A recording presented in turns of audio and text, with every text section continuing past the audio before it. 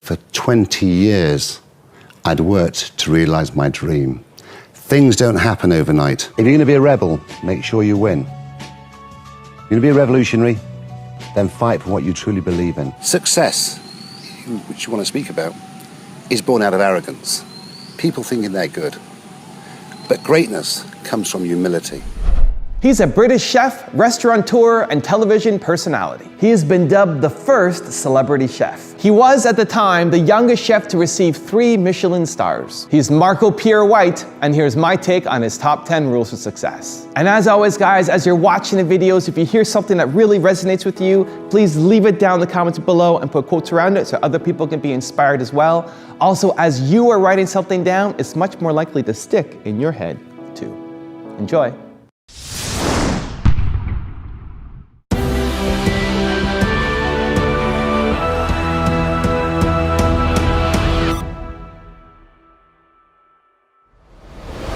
My head chef, Robert Reed, said to me, "Where do we go from here, Marco?" And I said to him, when I was a young boy, Mr. Reed used to tell me about a restaurant in Paris called Ku-SEA, which was the ultimate, because it had 3 stars in Michelin and 5 red knives and forks. I said, we've got 3 stars with 4 black knives and forks. Let's go for 5 red knives and forks. For the next 3 years, we pushed and we pushed and we pushed and we did everything. In January '98, we won our 3 stars with 5 red knives and forks. I'd realized my dream all those years later. And that dream I had when I was 17 years old. I was now 37 years old, so for 20 years, I'd worked to realize my dream. Things don't happen overnight. You have to make the emotional and the personal investment to make your dreams come true. Many people have condemned me for being controversial. I was never controversial. As I've always said, most of my reputation is a product of exaggeration and ignorance. Did I shout? Yes, I did. But I led from the front. I nailed my colours to the mast. I fought for my profession. If you're going to be a rebel, make sure you win. You're going to be a revolutionary, then fight for what you truly believe in. And that's all I ever did. And the boys behind me, they followed me. My father sent me to Harrogate, which was a spa town, and told me to find a job. The most daunting task in my life. And I went to Harrogate and I found a job at the Hotel St George in Harrogate. And I started there on the 20th March 1978. It wasn't great food, but what they taught me was how to push, how to run, how to be consistent, because consistency is born out of discipline, how never to be late, how to go to work when you're not feeling well, and let the chef send you home. Success is born out of luck. It's awareness of mind that takes advantage of that opportunity. You will all be confronted with opportunity. You must take advantage of it. Because if you don't take advantage of your opportunity, you'll never realize your dreams. Whether you want them or not is an irrelevance. You don't know that until you achieve it. I think what gave me the drive to succeed was my insecurities. Reading, writing, struggling. It gave me that individual drive to prove myself because I'd been belittled at school. I'd never been taken serious. I was always looked upon as being a fool, as being stupid. So it was the fuel behind me. And that's what made me work far harder, was to prove to my father and other individuals, including several teachers, that, you know, maybe I struggled with reading and writing, but I had and possessed other great qualities.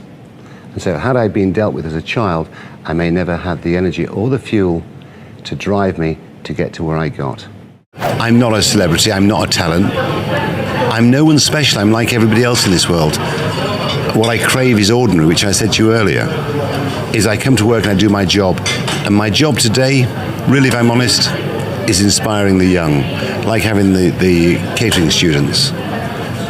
come and visit me this afternoon and show me respect and kindness. And I only hope that my stories and my philosophies and my thoughts inspire them. The last thing I said to them today is a story is more important than a recipe. A recipe can confuse you, but a story can inspire you.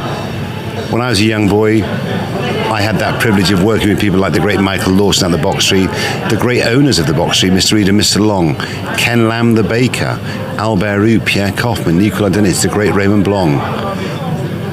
But what did they really teach me? Was how to tell stories, how to inspire people. That's what's important. I've had lots of bad luck in my life, but I think having bad luck is equally as important. Because when you have bad luck in life, you have to reflect. You have to take the knowledge from that experience. We've all been treated badly. We've all made mistakes. We've all had bad luck. So what we have to do is reflect, take the knowledge from that experience, and then allow it to enrich our life. It's as simple as that. And let's be honest, when people say, do you have any regrets, Marco? I say no. Because had it not been for all those mistakes I made, you wouldn't be here. I wouldn't have the knowledge that I have today. And I wouldn't have the experience that I have today. Because mistakes are fine as long as you take the knowledge from the mistake. And so the one thing my father gave me, which was really key, was that work ethic. That ability to get myself up in the morning, no matter how tired I was, to push myself through those pain barriers. And again, the combination of the loss of a mother at 6, and then being sent out to work at 10. I mean, starting work at 5 o'clock in the morning to do the milk round, being dropped off at 8:45 at school in the milk van. You know, that work ethic. So that combination of those two, work ethic and great insecurity, was what got me to where I went to. I turned my dream into reality. But sometimes reality is not what you think it is. Winning 3 stars was the most exciting journey of my life. Then the day comes where you're king of your world.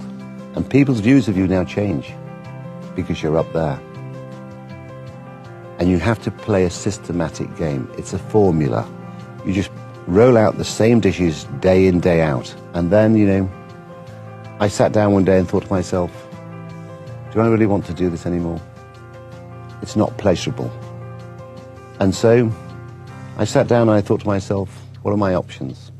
My first option was to continue working 6 days a week, between 80 and 100 hours a week. My second option, live a lie.